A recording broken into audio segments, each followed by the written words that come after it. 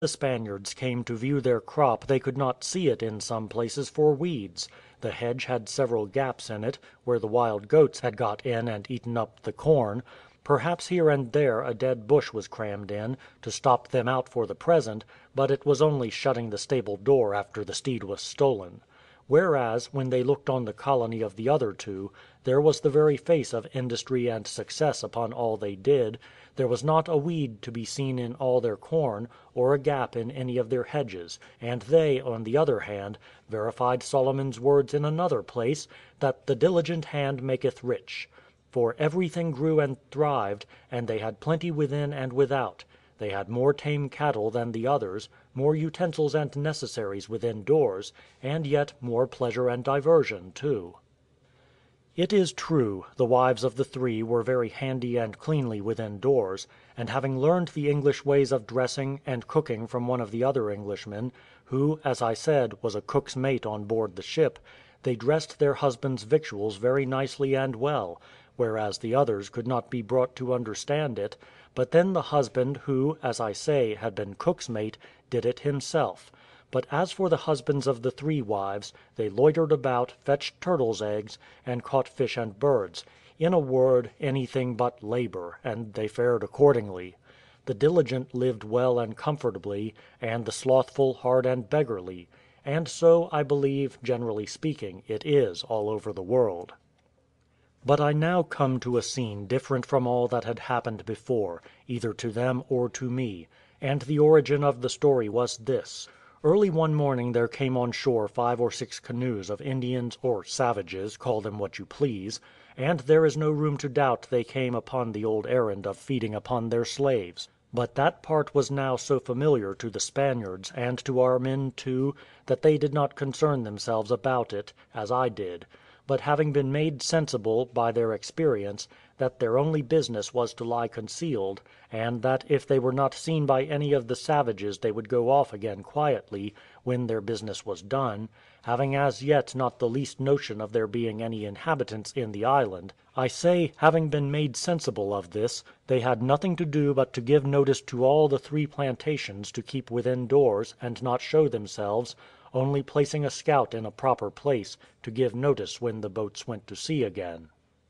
This was, without doubt, very right; but a disaster spoiled all these measures, and made it known among the savages that there were inhabitants there, which was, in the end, the desolation of almost the whole colony. After the canoes with the savages were gone off, the Spaniards peeped abroad again, and some of them had the curiosity to go to the place where they had been, to see what they had been doing. Here, to their great surprise, they found 3 savages left behind, and lying fast asleep upon the ground. It was supposed they had either been so gorged with their inhuman feast, that, like beasts, they were fallen asleep, and would not stir when the others went, or they had wandered into the woods, and did not come back in time to be taken in.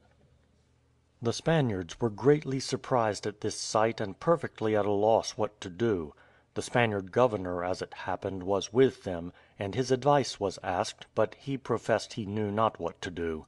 As for slaves, they had enough already, and as to killing them, there was none of them inclined to do that. The Spaniard governor told me they could not think of shedding innocent blood, for as to them, the poor creatures had done them no wrong, invaded none of their property, and they thought they had no just quarrel against them, to take away their lives. And here I must, in justice to these Spaniards, observe that, let the accounts of Spanish cruelty in Mexico and Peru be what they will, I never met with 17 men of any nation whatsoever, in any foreign country, who were so universally modest, temperate, virtuous, so very good humoured, and so courteous as these Spaniards. And as to cruelty, they had nothing of it in their very nature, no inhumanity, no barbarity, no outrageous passions; and yet all of them men of great courage and spirit.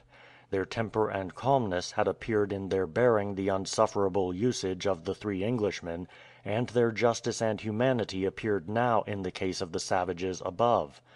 After some consultation they resolved upon this, that they would lie still a while longer, till, if possible, these 3 men might be gone. But then the governor recollected that the 3 savages had no boat, and if they were left to rove about the island, they would certainly discover that there were inhabitants in it, and so they should be undone that way. Upon this, they went back again, and there lay the fellows fast asleep still, and so they resolved to awaken them, and take them prisoners; and they did so. The poor fellows were strangely frightened when they were seized upon and bound, and afraid, like the women, that they should be murdered and eaten; for it seems those people think all the world does as they do, in eating men's flesh. But they were soon made easy as to that, and away they carried them.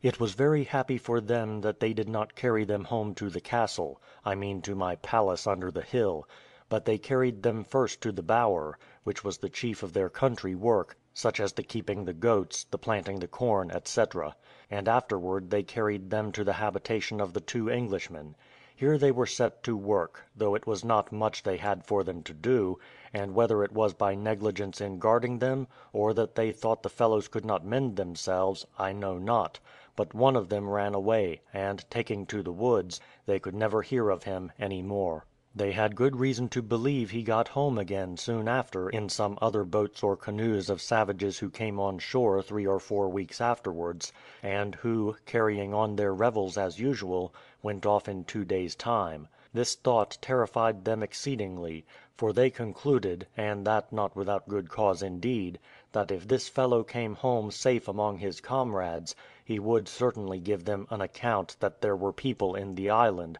and also how few and weak they were; for this savage, as observed before, had never been told, and it was very happy he had not, how many there were or where they lived, nor had he ever seen or heard the fire of any of their guns, much less had they shown him any of their other retired places, such as the cave in the valley, or the new retreat which the 2 Englishmen had made, and the like.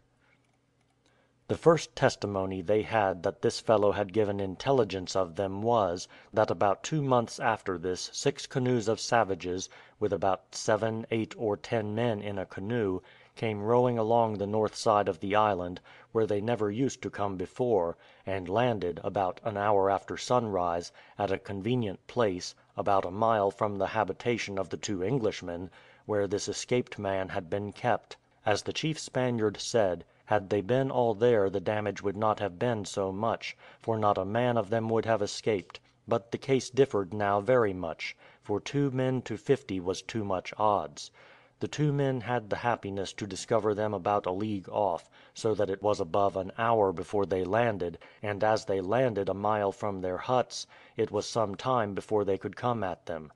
Now, having great reason to believe that they were betrayed, the first thing they did was to bind the 2 slaves which were left, and cause 2 of the 3 men whom they brought with the women, who, it seems, proved very faithful to them, to lead them, with their 2 wives, and whatever they could carry away with them, to their retired places in the woods, which I have spoken of above, and there to bind the 2 fellows hand and foot till they heard farther. In the next place, seeing the savages were all come on shore, and that they had bent their course directly that way, they opened the fences where the milch cows were kept, and drove them all out, leaving their goats to straggle in the woods, whither they pleased, that the savages might think they were all bred wild; but the rogue who came with them was too cunning for that, and gave them an account of it all, for they went directly to the place.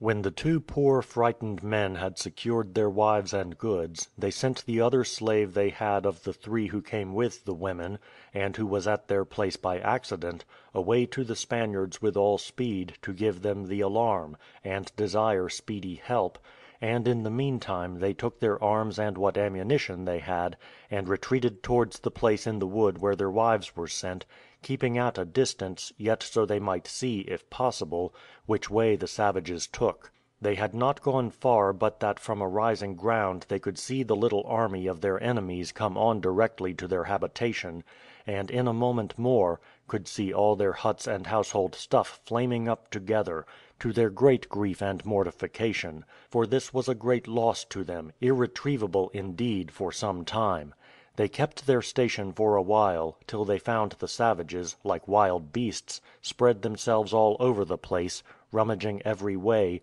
and every place they could think of, in search of prey, and in particular for the people, of whom now it plainly appeared they had